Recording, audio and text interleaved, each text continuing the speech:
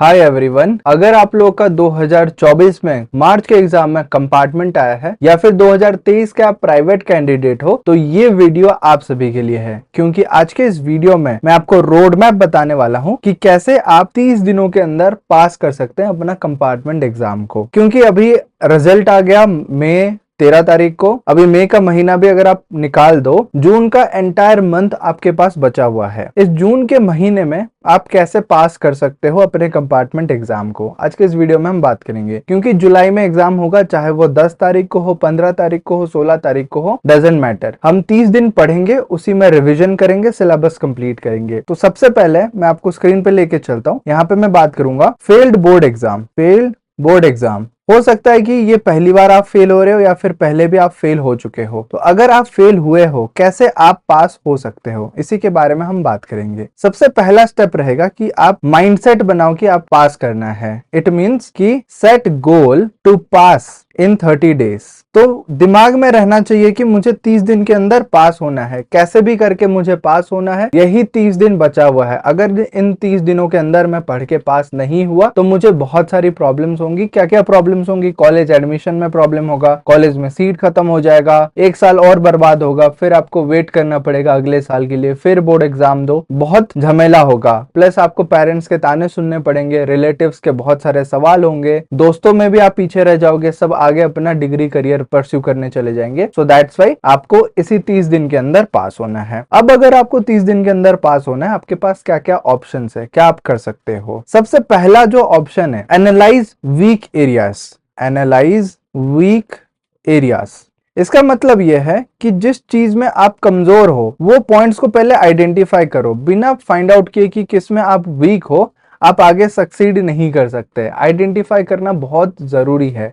पता करो कि आपका कौन से सब्जेक्ट में कंपार्टमेंट आया है।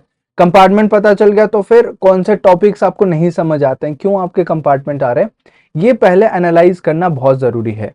एक बार एनालाइज कर लोगे तभी जाके आप नेक्स्ट स्टेप में बढ़ पाओगे। इसके बाद जो नेक्स्ट स्टेप रहेगा that will be create study plan. Next step रहेगा क्रिएट स्टडी प्लान। आपको पढ़ाई का फिर प्लान बनाना पड़ेगा। ऐसा नहीं कि आप मोटा मोटा ऊपर से कुछ भी सोच रहे हो, कुछ भी कर रहे हो। एक प्रॉपर स्ट्रक्चर्ड वे में प्लान होना पड़ेगा, तभी जाके आप आगे पढ़ सकते हो, पढ़ना चालू कर सकते हो। पढ़ना चालू करने से पहले आपको प्लान बनाना पड़ेगा और उससे पहले आपको वीक एरियाज को भी आइडेंटिफाई करना पड़ेगा। एक बार आपने वीक एरियाज को आइडेंटिफाई कर लिया है, उसके बाद जो नेक्स्ट स्टेप रहेगा that will be daily study routine. So next step will be daily study routine. So इस स्टेप में आप क्या कर रहे होगे, आप डेली का जो स्टडी प्लान बनाओगे उसमें स्टिक रहोगे। हर दिन का प्लान बनाओगे, मैं इतने घंटे पढ़ूंगा, सुबह इतने बजे उठूंगा, इस ड्यूरेशन में पढ़ूंगा, शाम को रिवीजन करूंगा। ये सारा आपके माइंड में फिक्स होना पड़ेगा, तभी जाके आप आगे पढ़ सकते हो। ओके, ये एक बार आपने डेली स्टडी रूटीन बना लिया, डेली स्टडी प्लान बना लिया और उसको फॉलो करना चालू किया। आपको एक चीज ध्यान देना है जो कि आप कंपार्टमेंट के दौरान नहीं किए होगे, वो बहुत इंपॉर्टेंट पॉइंट है, वो है regular, that is regular self assessment. ये काफी जरूरी है। रेगुलर सेल्फ असेसमेंट करोगे तो फिर आप भी स्टडी रूटीन के साथ रहोगे और एग्जाम दे रहोगे। घर पे एग्जाम का माहौल बनाना बहुत जरूरी है। मैं बार बार हर एक स्टूडेंट को कहता हूं कि जिन लोगों का कंपार्टमेंट आया है उनका एक तो राइटिंग प्रैक्टिस नहीं रहता, दूसरा घर पे वो एग्जाम नहीं देते। तो घर पे आप एग्जाम का माहौल बनाओ और रेगुलर टेस्ट दो। जितना ज्यादा आप टेस्ट दोगे उतना आप परफेक्ट होते जाओगे उस चीज में। तो सेल्फ असेसमेंट बहुत जरूरी है। एक बार सेल्फ असेसमेंट दे लिए, उसमें आपको पता चलेगा कि आप किस चीज में वीक हो, आप कैसे मार्क्स सिक्योर कर रहे हो, क्या है। तो मैं बोलूंगा कि सीक हेल्प इफ नीडेड। इसका मतलब यह है कि अगर आपको कहीं पे हेल्प की जरूरत हो तो फिर आप हेल्प मांगो। डेफिनेटली आप हेल्प मांगो, क्योंकि अगर हेल्प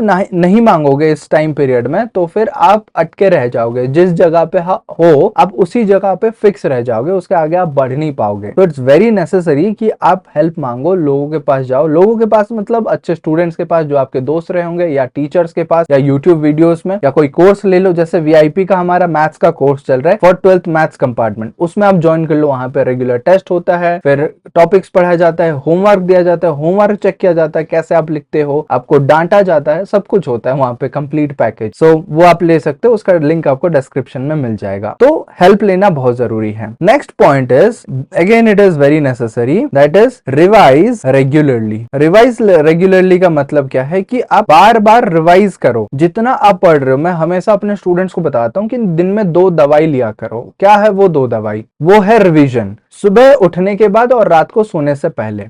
रात को सोने से पहले वो रिवाइज करना है जो आप पूरे दिन भर पढ़े हो, और सुबह उठने के बाद आपको वो रिवाइज करना है जो आप अभी तक पढ़ चुके हो। पिछले 5 दिन से पढ़ रहे हो, 10 दिन से पढ़ रहे हो, सभी को रिवाइज करना है। रिवीजन भी कैसे करना है उसके ऊपर एक डेडिकेटेड वीडियो बना लूंगा। बट एक चीज याद रखो कि जब हम रिवीजन करते हैं उसमें हम दोबारा सारे क्वेश्चन सॉल्व नहीं करते, तब तो उतना ही टाइम लग जाएगा। बट 3 घंटे की चीज को आप आधे घंटे में रिवाइज कर सकते हो, क्वेश्चंस को गो थ्रू कर सकते हो, ऊपर ऊपर से देख सकते हो। That is called revision. कोई क्वेश्चन नहीं आ रहा है तब उसको सॉल्व करना चालू करो, बट अगर आ रहा है तो फिर ऊपर से देख के आगे बढ़ो। That is called revision. जैसे ही आप रिवीजन कर लेते हो, एक बहुत इंपॉर्टेंट पॉइंट है जो कि स्टूडेंट्स पहले करते हैं, इतना स्टेप्स फॉलो ना करके पहले इस स्टेप में पहुंच जाते हैं जो मैं अभी बताने वाला हूं। This is practice past papers. Past papers, इसी को हम बोलते हैं PYQs। तो स्टूडेंट्स लोग क्या करते हैं, शुरू ही करते हैं PYQs से, है ना। वो लोग PYQs से शुरू करते हैं और बोलते हैं सर मैं पास्ट ईयर क्वेश्चन पेपर कर रहा हूं, मुझे ऐसा है। तो वो कॉन्सेप्ट ही क्लियर नहीं करते बट PYQs से सॉल्व करते हैं पढ़ना, विच इज नॉट रिकमेंडेड। तो फिर PYQ का जो स्टेप है वो आपको बाद में रखना है, तभी जाके एक बार आपको कॉन्सेप्ट क्लियर हो गया तब आप PYQ सॉल्व करो। जब आप PYQ सॉल्व कर रहे हो उसके बाद आप फिर टेस्ट दो। सेल्फ असेसमेंट के बाद मैं बोलूंगा टेक मॉक टेस्ट। आप घर पे जितना भी हो सके टेस्ट दो, और माहौल ऐसा होना चाहिए कि आप सबको मना कर दो, फोन वगैरह बंद करो और सबको बोलो कि कोई डिस्टर्ब नहीं करेगा, मैं अभी टेस्ट दे रहा हूँ। हार्ड कॉपी उसका क्वेश्चन पेपर प्रिंट निकालो, चाहे वो पास्ट ईयर का क्वेश्चन पेपर हो या फिर कहीं आपको टेस्ट सीरीज मिल रहा है, कोई किताब है, उसका क्वेश्चन उठाओ और बैठ के सॉल्व करो। आप डेडिकेटेड 3 घंटे का पेपर लिखो, उसमें रीडिंग टाइम भी रखो और सब कुछ पूरा एग्जाम के जैसा होना चाहिए, तभी जाके आपको घर पे बैठे सीरियसनेस आएगा। तो मॉक टेस्ट एक बार आपने दे लिया तो फिर रिव्यू करो उसके रिजल्ट्स को। Review mock test results. Mock test का रिजल्ट्स आ जाएगा तो उसको रिव्यू करो, पता करो कितने मार्क्स आ रहे हैं, आप कहां पे गलत कर रहे हो और क्या गलत कर रहे हो, वो सब चीजों पे सवाल उठाओ। एक बार वो सब हो जाएगा फिर वापस मॉक टेस्ट दो, उसको इंप्रूव करो, उन सब चीजों पे काम करो, तो फिर आपको अच्छा रिजल्ट मिलने लगेगा। उसके बाद नेक्स्ट स्टेप जो मैं बोलूंगा that is identify improvement areas. Identify improvement areas. जब आप मॉक टेस्ट दोगे, उसका रिव्यू करोगे, तब आपको पता चलेगा कि कहां पे आप इंप्रूवमेंट कर सकते हो, तब जाके उन चीजों पे आप इंप्रूवमेंट करो और फिर वापस प्रैक्टिस करो। ठीक है, नेक्स्ट स्टेप इसी का जस्ट इमीडिएट नेक्स्ट स्टेप होगा, that will B review, revise and practice again. It will be revise and practice again. वापस आप प्रैक्टिस करो और टेस्ट देते रहो। जब आप ये सारा चीज कर लोगे, आपने पढ़ाई किया, अपने डाउट्स को क्लियर किए, आपने PYQ किया, टेस्ट दिए, उसको रिव्यू किए, फिर इंप्रूवमेंट किए, जब ये कंप्लीट साइकिल कंप्लीट हो जाएगा तब आपके पास आएगा एग्जाम का डे। तो जिस दिन आपका एग्जाम होगा उस दिन आप देखोगे कि एग्जाम के दिन आप बहुत अच्छा, मतलब कॉन्फिडेंट फील कर रहे होगे। That is the key, confident. जब आप कॉन्फिडेंट फील करोगे तो फिर डेफिनेटली आपको पास होने से कोई भी नहीं रोक सकता। आप बिल्कुल पास हो जाओगे, वो भी चेहरे पे एक मुस्कान भी होगी कि यार मैंने मेहनत किया, मैंने पढ़ा इन 30 दिनों में और मैं पास हो गया। अगर आप लोग स्टडी रूटीन चाहते हो या फिर रिवीजन कैसे करे चाहते हो, उस पर वीडियो मैं बना दूंगा, बट ये एक बहुत डेडिकेटेड वीडियो था डिटेल स्टेप को लेके कि कैसे कंपार्टमेंट एग्जाम को 30 दिन में क्लियर किया जाए, कैसे पढ़ा जाए,